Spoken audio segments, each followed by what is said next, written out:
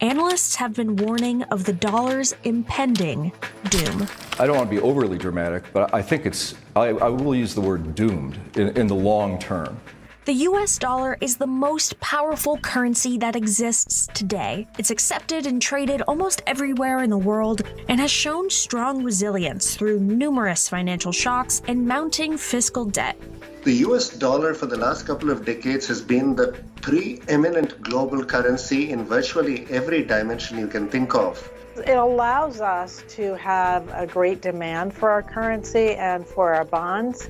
So it often allows us to live a bit beyond our means, so we can borrow easily and at low interest rates in the world to finance economic growth. But some experts worry that the dollar's dominance may be under threat. We tend to think that nothing could ever dislodge the dollar from this preeminent status as the world's currency. That view is overblown and ultimately will be challenged. So what poses a threat to the dollar's status as the world's reserve currency? And just how long can its dominance last? Okay, so in part A of this video, we went over how the dollar became king. If you have not watched that video, please stop this video. You missed an important video that sets up the whole stage for this one. This is a continuation of part A. So from part A, we know how the dollar became king. But at the point in time we are at in the world, we are at the time when the king is about to be dethroned. I mean, do you know that gold has reached new record highs just recently? Do you see what has happened with the price of Bitcoin? The world media is not making a big fuss of it. But there is definitely a movement and a shift happening, and the majority are completely unaware of it. I believe right now a big part of the agenda is happening right in our faces as they have us distracted and focused on Israel beginning their war in Gaza again. But President Putin of Russia, who rarely has left Russia since the war in Ukraine, he has made a trip to Saudi Arabia, one of the biggest pieces to the dominance of the dollar. Russian President Vladimir Putin is here in Abu Dhabi, where he is holding talks with UAE President Mohammed bin Zayed Al Nahyan. It's been fairly rare for Mr. Putin to travel outside of Russia since his invasion of Ukraine almost 2 years ago. But he received a warm welcome here a short time ago with the UAE military jet flyover past his limousine route and a full military salute. For more on this, so what more though do we know about Mr. Putin's visit to the UAE and the wider region, and what is he trying to achieve? Well, I think it's several things, Becky, and I think that this visit, as we've just seen there on that video that you were just playing, is extremely important to the UAE and, of course, later to Saudi Arabia, but very important to Vladimir Putin as well. And I think some of the images that we've seen, especially with that flyover, with that salute, but also with the escort that Vladimir Putin got, I think it is showing how important this visit is also to the UAE and the message that the UAE and Saudi Arabia are trying to send to the United States and also to the rest of the world, saying that, look, they are America's allies. They're very important allies for the United States in the Middle East, but they also want to continue working and having pragmatic relations with the Russian Federation and with Vladimir Putin. I did see some of the opening remarks in that meeting with the UAE president, where the UAE president himself said that the UAE is Russia's most important trading partner in the Middle East. Vladimir Putin, as you've noted, himself then saying that the relations between the UAE and Russia are at an all-time high. Now, and also, if you don't remember, China's President Xi did the same exact thing. Actually, it's exactly like a year ago. They did this at the same exact time. But understanding like that, that's not for the media to tell you. That's for you who are awake to see for yourself. Do you see the welcome he was given? They're showing real respect. And the crazy part is that the media has kept us pretty much in the dark of all this. I mean, the Republican debate the other night, they didn't mention this once, but yet they kept talking about war this and war that. All this because they want us asleep to their agenda, not ready for it when it comes together. They want you to know that war is coming. They just don't want you to know what you should be prepared for. So in order to really understand the agenda, it's important to understand how we got here, and we cannot do that while ignoring the history. In part A, we discussed how the dollar took the throne in the world, but we have not discussed how it got to the position where it is now being challenged. In order to go over the history of our mind control, we must understand this agenda in full, because it is an all-important backdrop to the world that we currently live in. You cannot understand the world today if you do not understand this topic. I assure you that those that do not understand what is happening in the world currently do not understand what I'm about to discuss. At the end of the video, you'll understand why. Let's keep going. As I explained in the last video, there have always been powerful men who have been the real power brokers controlling the world. But for the general public, they know nothing of them. This is a part of the mind control, which is why we're discussing it in this mind control series. The public has a very false view and understanding of power, and many people allude to it and try to expose it, but they do it in a very fake way. This is how Donald Trump came to power in the eyes of the ignorant, because they use words like deep state. That annoying presidential candidate, he even tried to use that in the debate the other night. He actually says who we think are running the world are not really running the world, but then he goes into a fake description of the power. Here's the dirty little secret in American politics today. The people who we elect to run the government are not the ones who are even actually running the government. It is the bureaucrats in those three-letter agencies that are writing regulations that Congress never gave them the authority to write. And the good news is, a U.S. president can absolutely fix that. It's all a form of mind control, trying to grab the trust of a segment of the population who knows there's something wrong, but does not truly understand what that something is. I'm trying to display it to you. The general public, most people that you know, believe this is where the power lies. But you now know that there is more power behind the scenes, and so the mind control should be breaking with you. But now that you understand a little bit more about the hidden power behind the scenes, let's go back in time and understand how we got into the mental program that we're in today. Let's go back to the 70s and see what the mind control public saw when they saw power. And again, the answer is simple. They saw him, Richard Nixon. In 1969, Richard Nixon was sworn in as President of the United States. He took over the war in Vietnam, and they had a draft. With the war in Vietnam as a backdrop and the futures of some 850,000 young men on the line, the lottery featured a bin containing 366 capsules, one for each possible birthday. The order in which their birthdays were drawn from that bin would determine the order in which those young men would be drafted. First chosen, first to serve. You see, Nixon was the public face to the agenda of the power brokers' conspiracy. You should understand a little bit of his politics and what was said about him. In David Rockefeller's memoir, he writes on page 272 and 273, Nixon was a strong supporter of Israel, and during the 1968 presidential campaign, he had insisted that the balance of power in the Middle East must be tipped in Israel's favor, and pledged to support a policy that would give Israel a technological military margin to more than offset her hostile neighbors' numerical superiority. Once in office, Nixon and Kissinger began to formulate the concepts that would be used to reshape the role of America in the world. Detente with the Soviet Union, the opening of China, and the Nixon Doctrine, which called for smaller powers to carry the burden of defense against communist expansion and subversion in their own regions. David said, both men were realists and committed to an objective, almost ruthless appraisal of American objectives and the means to achieve them. Yeah, that's Richard Nixon. Know this. Richard Nixon was a president wrapped in scandal only to keep the masses distracted from the overall agendas he ushered in. He brought about massive changes in the world under his banner. Agendas like using Israel to bring a balance of power in the Middle East, the beginning of the Cold War dealing with strained relations of the Soviet Union, also with the opening of China. You see two new powers that the international bankers created after World War II. Nixon and Henry Kissinger were the face of the doctrine that looked to reshape the world, as David Rockefeller has said. Well, to be clear, he didn't really say the face of it, because that would require him to admit that he was one of the puppeteers. But Nixon, as well as Kissinger, were the face of the agenda.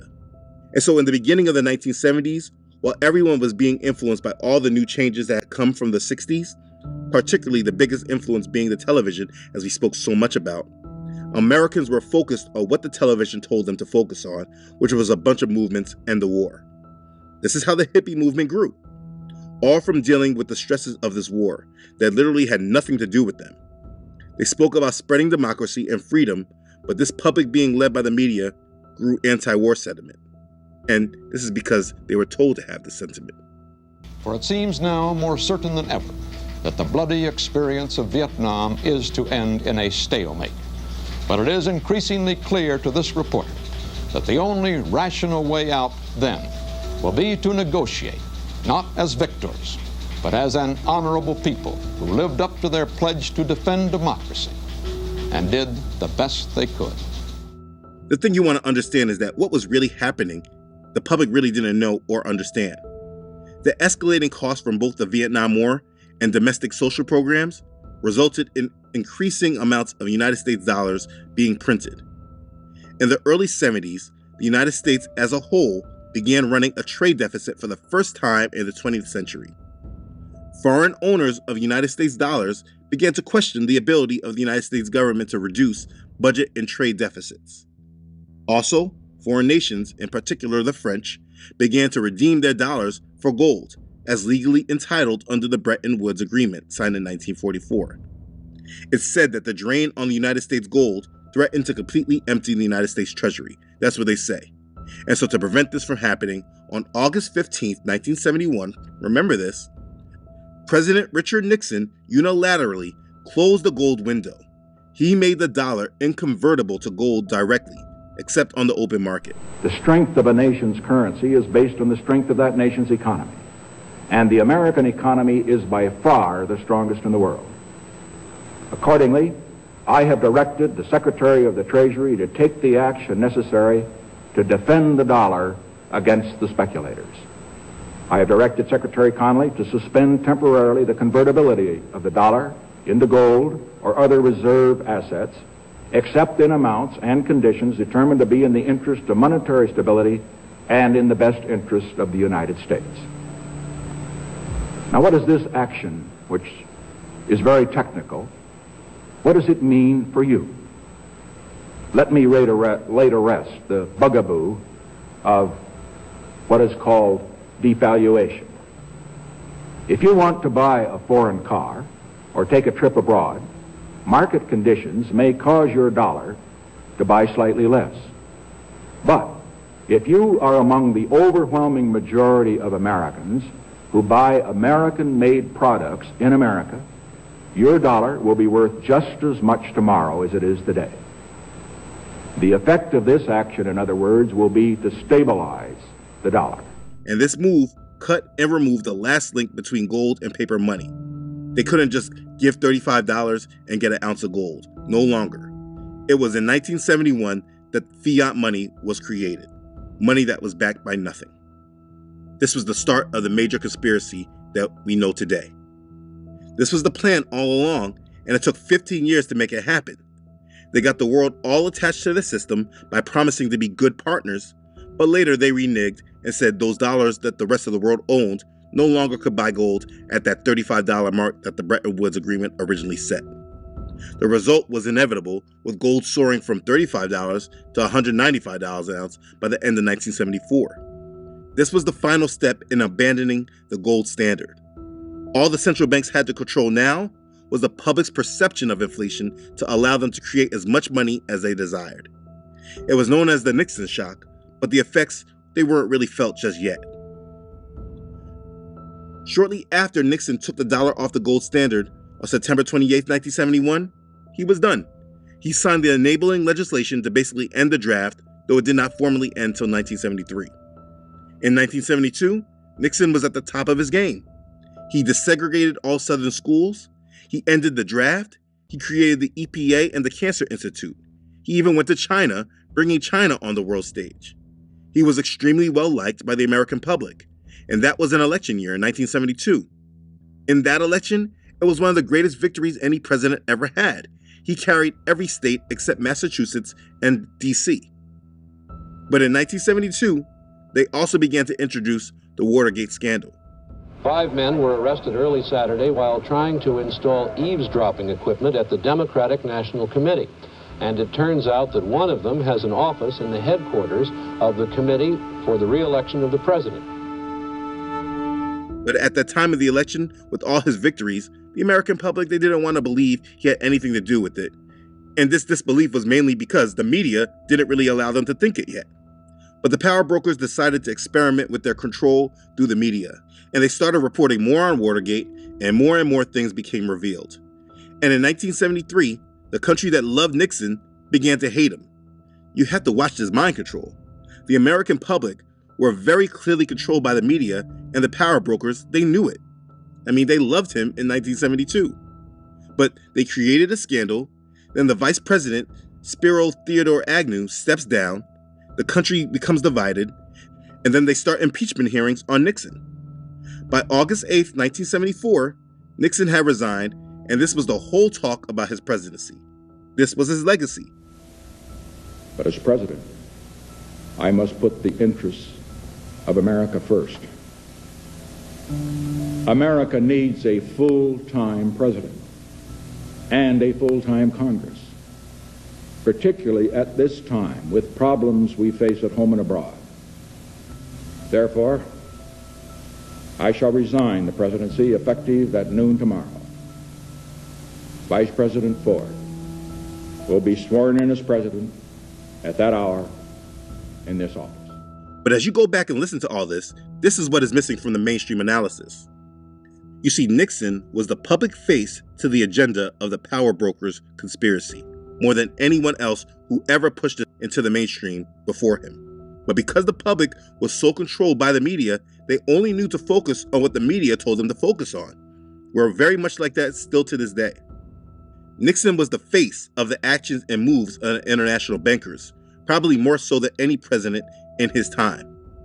This was the international bankers. This is what they were doing. He was the face. They were doing many things behind the scenes, and as they developed policies, he was the face of them. He was used to change the international standing in the world with the United States, and by the time he left office, the United States was now in shambles. But the public really didn't know what to blame it on besides the war. People who want to work but can't find jobs are part of today's other bad economic news. The unemployment rate soared to 8.2% nationwide last month, and it rose to an even higher figure here in California. A statewide jobless rate of 9.3% has jammed local unemployment offices. In terms of people, some 920,000 Californians are now out of work. Locally, the unemployment rate has risen to 8.9% in the Los Angeles Long Beach area. And in the lines today, few people were expressing any optimism about quick economic recovery. So after the scandal of Nixon was successful, they transitioned into their next phase. And that's when we see the next president, Gerald Ford. Gerald Ford became president, and he nominated who? He comes through the door now with his choice. And the choice, it is Nelson Rockefeller, the former governor of New York, who was leading the list of speculation among many people. A man who is 66 years old, one of the best-known names in America, politically and otherwise, and certainly an international figure in his own right. After a great deal of soul-searching, after considering the advice of members of the Congress, Republicans, as well as the Democratic leadership, after consulting with many people within the Republican Party and without, I have made a decision which I would now like to announce to the American people. But the man that I am selecting as nominee for vice president is a person whose long record of accomplishment in the government and outside is well known. He served in the Department of State under former President Franklin Delano Roosevelt. He served under the presidency of Harry Truman. He served in the Department of HEW under President Eisenhower. He has served as governor of the great Empire State, the state of New York, for 15 years, the longest period of time in the history of the state of New York. It is my honor and privilege to introduce to you a good partner for me, and I think a good partner for our country and the world. So I now announce officially that I will send the name of Nelson Rockefeller to the Congress of the United States for confirmation. Nelson? As you pointed out in your moving message to the Congress, these are very serious times. They're times, as you pointed out, that require the closest cooperation between the Congress of the United States and the executive branch of government. They also require the dedication of every American to our common national interest. You, Mr. President, through your dedication and your openness, have already reawakened faith and hope. And under your leadership, we as a people and we as a nation have the will, the determination, and the capability to overcome the hard realities of our times. I'm optimistic about the long-term future. Thank you, sir.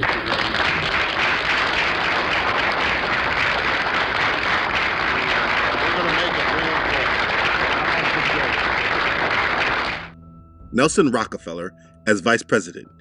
These men were not elected, they were selected and put into power. So Ford, he comes into office and he basically concludes the Watergate scandal, telling the mind control public that they just need to move on. My fellow Americans, our long national nightmare is over. Our Constitution works. Our great republic is a government of laws and not of men.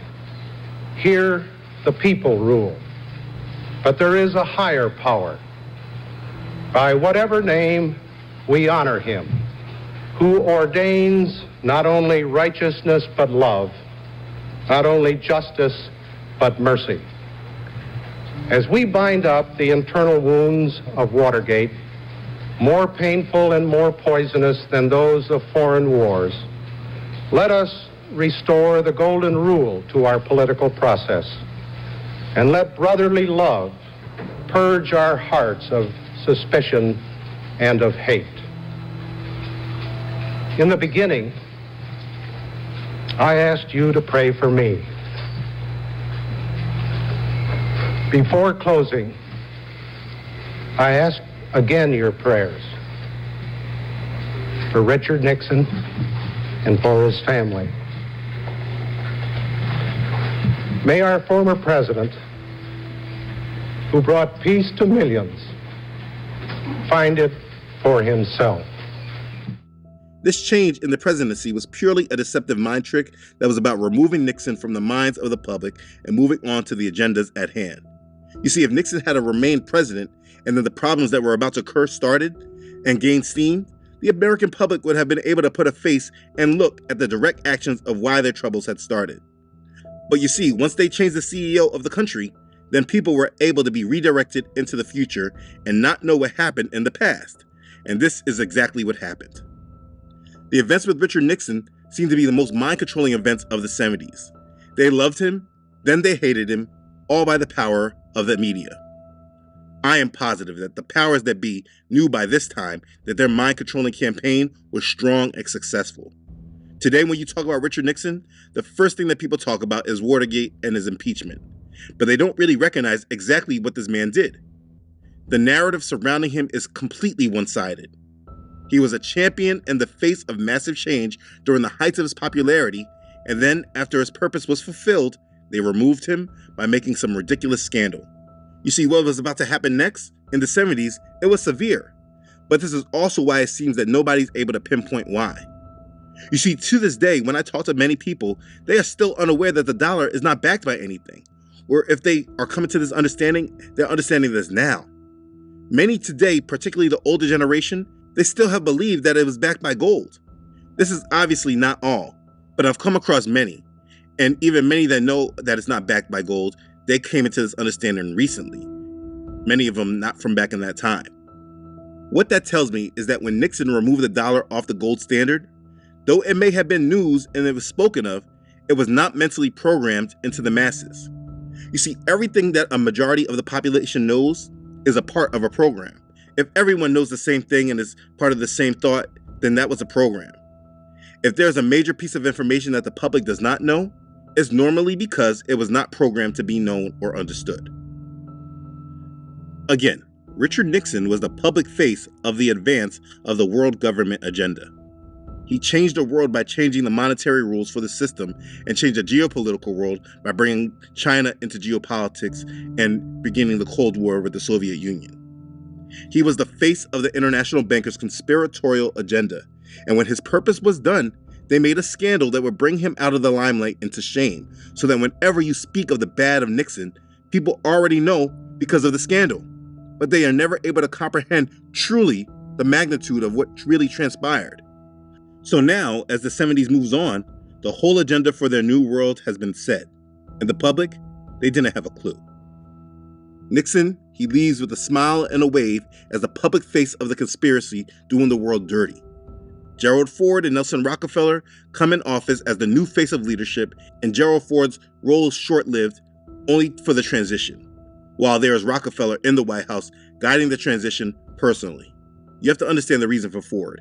He was just there for the public. He is the man telling the mind-controlled public it's time to move on past Richard Nixon. My fellow Americans, our long national nightmare is over. He was just a buffer. And after he gets in office, he immediately pardons Nixon for any crime that this country would want to blame him for.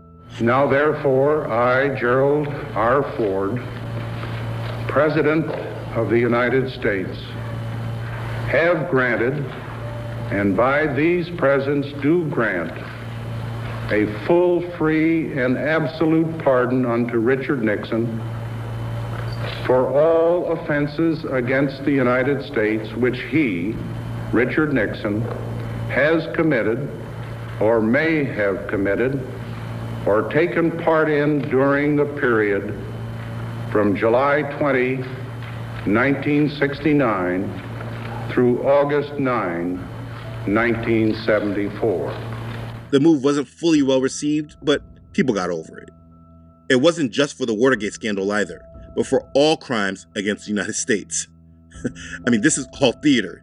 And those of you who grew up during this time, I hope that when you review this now, it's easily able to be seen. So let's talk about the problems. There was an oil crisis in 73, which then led to the recession of 1973, which started in November. But though things were bad, I'm sure that the impeachment of the president was probably more spoken of than the problems of the recession. I'm gonna ask all you that was alive, did they speak more about the problems of the recession, or did they speak more about Richard Nixon being impeached? And you could assume that nothing was probably being done about it, because being that Nixon was going through the scandal and people were beginning to hate him and focus on him, they probably weren't looking for him to solve the recession. They probably were just looking for him to go. Now, I don't know this for sure because I was not alive during that time. So I'm asking many of you, what were your thoughts during this recession and Nixon being caught up in the scandal? What were you focused on? But anyways, by the time Gerald Ford came into office, it seems he was only put there to be a look of transition to move on. And again, please note that also in the White House with him was the new Vice President Nelson Rockefeller, right in the White House as the changes of government needed to go through. After this, their hidden hand would not be so easily seen in government. So let's talk about the recession. The recession was blamed on the long Vietnam War. That was the main story. They said that the country began to pay a price for the war because the tax increases had not come in order to pay for it. Basically, they didn't raise the taxes in order to pay for the war, so they needed to borrow the money. The Vietnam War was the scapegoat of the recession during Nixon. So Nixon wasn't really blamed for all of this. It was the Vietnam War, and this was just the United States government they blamed. At this period of time, at this recession, this is the period when we first had stagflation. This is when the economy begins to slow down while there is inflation. The prices of goods and services keeps going up. That's a big problem. The money's inflated, but people are losing jobs and economic activity is slowing down. In 73, inflation began to hit Americans. Their salaries and their pensions were not going up, but the cost of living was increasing. Yes, this is exactly like what we're dealing with right now. The reason why the Fed started raising rates last year. And so Gerald Ford comes in as a man that was buying the system time, basically, or going to actually fix the problems. I think that's what they were looking for. When he took office, Ford declared inflation public enemy number one before Congress. The tyranny of double-digit inflation is our common enemy in 1974. I think everybody in this wonderful audience tonight knows as well as I do that inflation is the cruelest kind of taxation without representation. He gave a silly speech to the Congress pleading to the American public, and then they started a propaganda campaign called WIN, which actually stood for Whip Inflation Now. The program called for businesses to maintain or reduce prices and for citizens to do their part by spending less and conserving energy. I mean, it wasn't policy. He was just asking the citizens to help him by them spending less. He suggested actions for citizens, including carpooling, turning down their thermostats, and starting their own vegetable gardens. It was just a mental campaign directing the general public of how to deal with the times that they were in.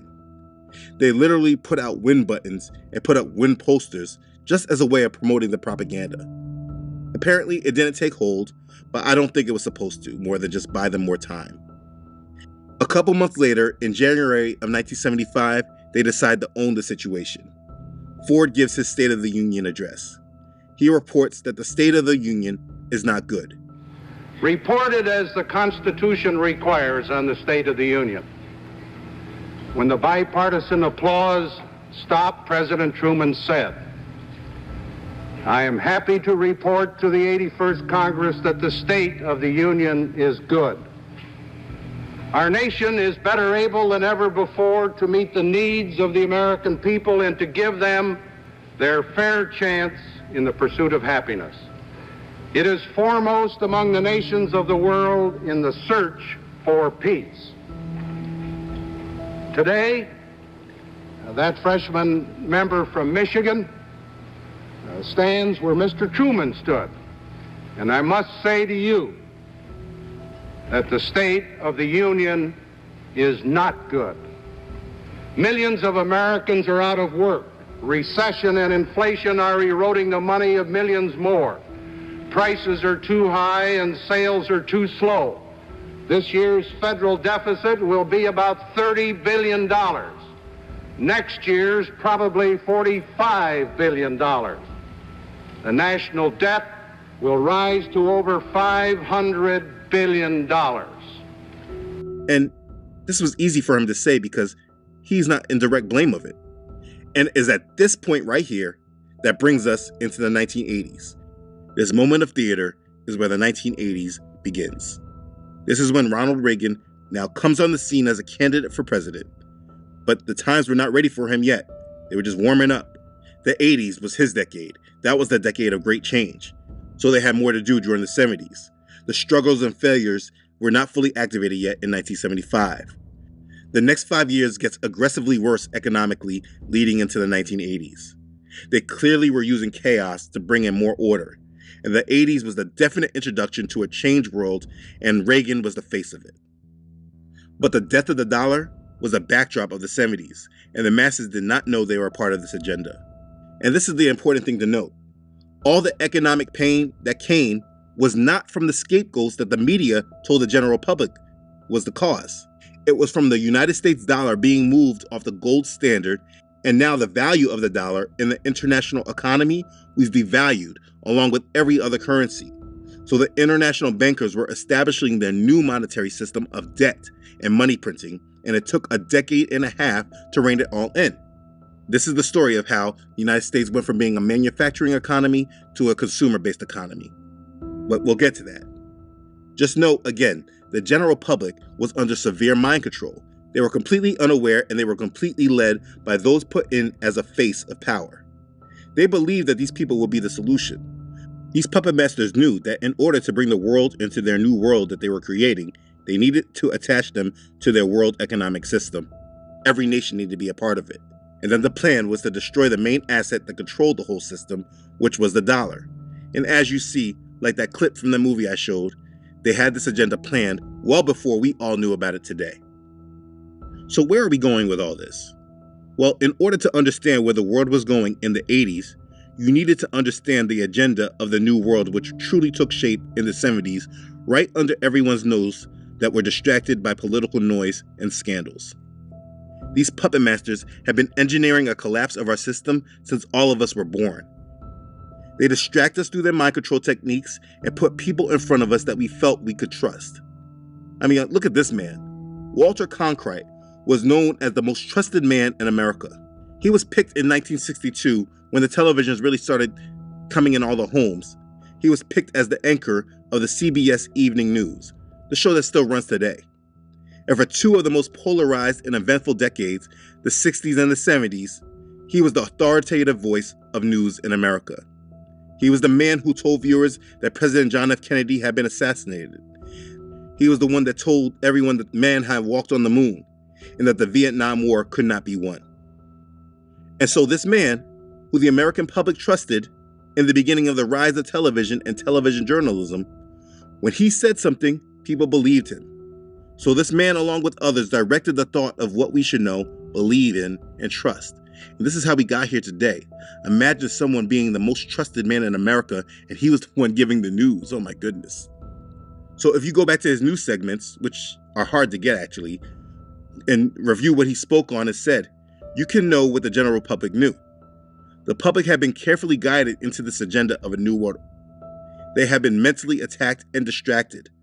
All of their leaders had been corrupt, and by the end of the 70s, these power brokers who were the puppeteers of the world, for the next stage of the agenda, they knew they no longer needed men with opinions to be the face of their policy. They needed well-groomed men and women that obeyed and knew how to follow the script. So they first turned to actors. Literally actors. But we'll get to that. Let me talk about this series real quick so you understand. I desire that your eyes are opened and your minds are made aware of the conspiracy that has been guiding your life. You have been born into this, and many of you are unaware of it. You have been mentally manipulated in order to be steered into and accept a new world that they are preparing. If you can recognize the mind control, you can then wake up to the programming and get off of their train. While all of this feels very secular, this is all deeply religious and all about our souls. You have to understand that at some point, the United States government, as well as other governments in the world, became the gods of their citizens. A long time ago, people put their faith and trust in their government in hopes that their leaders will make the world a better place and fix their issues. Think about it. What were they doing in the civil rights era? They didn't go to Yah. They went to the government and asked them to help them and fix their problems, instead of trusting in our Creator and resting on Him to fix their issues and heal their world. So the government became their God. And this is why people vote and believe they're making a difference in the polls.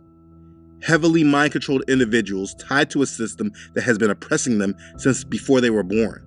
But they actually believe that their checking off of a box will fix the world when the world has only gone in the direction it has always been deemed to go. The purpose of getting everyone involved in the political system is not about actually giving power to the people. It's about steering the hearts and minds of the population and making them feel that they have a stake in the world that is being created. When you vote, all you are doing is checking off a box that their mind control is working. In the end, it doesn't matter who you vote for because their agenda will go through no matter what. You cannot slow it down by engaging in their system. You slow it down by relying on the power of our Creator that works through His Holy Spirit. If then you were raised with Messiah, seek those things which are above, where Messiah is, sitting at the right hand of Elohim. Set your mind on things above, not on the things on the earth. That's Colossians chapter 3, verses 1 and 2. You have to remember that. I had to go back in time and really bring back the history in order to deal with the next levels of mind control. The mind control that we have been dealing with corrupted our whole way of thought, not just with our morals like we saw with the sexual revolution, but we have been led and steered into completely abandoning our trust and dependency on Yah, and we have given it over to Satanists. we have given them our allegiance. I mean, if you think about it, in America, since we were in elementary school, we were conditioned to do this. We pledged allegiance to the flag. You need to understand that you have been mentally manipulated and steered into accepting this new world that is coming. Your thoughts have not always been your own. You have been carefully directed, and our only way out, your only way, is through Yahuah. You must repent and come into full acceptance of Yahusha the Messiah and pledge allegiance to his kingdom, because right now it seems more than 90% of this world is pledged to Satan's kingdom, which is a false one that will be burned in fire. The reason I'm making this series is to assist those who have prayed to come closer to Yah and be ready for him. In order to do this, we need to remove the mind control.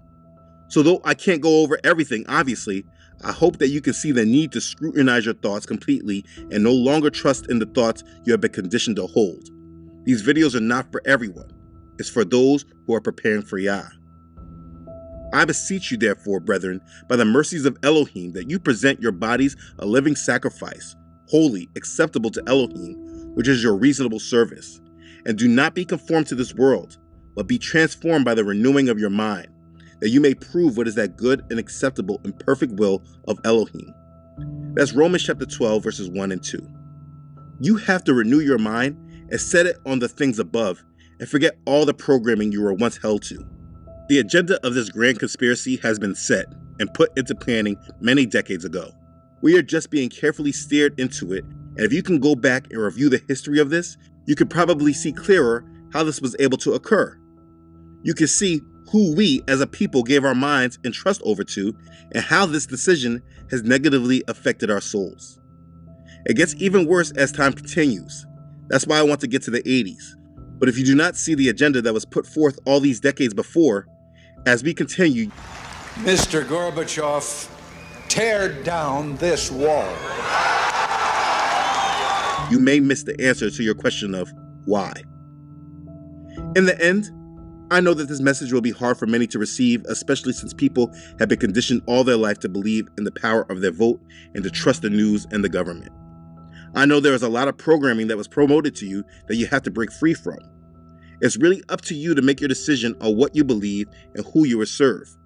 Take it up in prayer and submit to Yah's voice. Whatever you do, please make sure you know what you're doing. In these last days, it's important to me to keep my sanity and my mind and my heart purely for our Father, and that's what I will continue to do. I hope that you will do it along with me. But just as Joshua said to the Israelites, I will say back to you, I am just changing one word to fit with today. If it seems evil to you to serve Yahuah, choose for yourselves this day whom you will serve, whether the gods which your fathers served that were on the other side of the river, or the gods of the Americans in whose land you dwell. But as for me and my house, we will serve Yahuah. Flee from idolatry, people, and rebellion, and choose to serve Yahuah, the Most High. Be blessed. Hallelujah. Praise Yah. Okay, thanks again for watching. If this has blessed you, please don't forget to like this and share this video with others. I pray this wakes up many. If you haven't done so already, please subscribe to this channel. Yah willing, I upload every Friday. Don't forget to follow this ministry on Facebook and Instagram, as well as on my website, truthunedited.com. If you no longer see this channel on this platform, please look for my videos on my website. I can communicate through you on the website. Thank you for watching. I'm thankful for all of you. Thank you especially to those Yah has placed it on your hearts to give, and you have done so. I thank you for your assistance in carrying out this ministry every week. Thank you for your blessings and your prayers. They truly support this ministry. Thank you for your obedience to Yah's call on your heart. Okay, thanks again for watching, everyone. I love you all.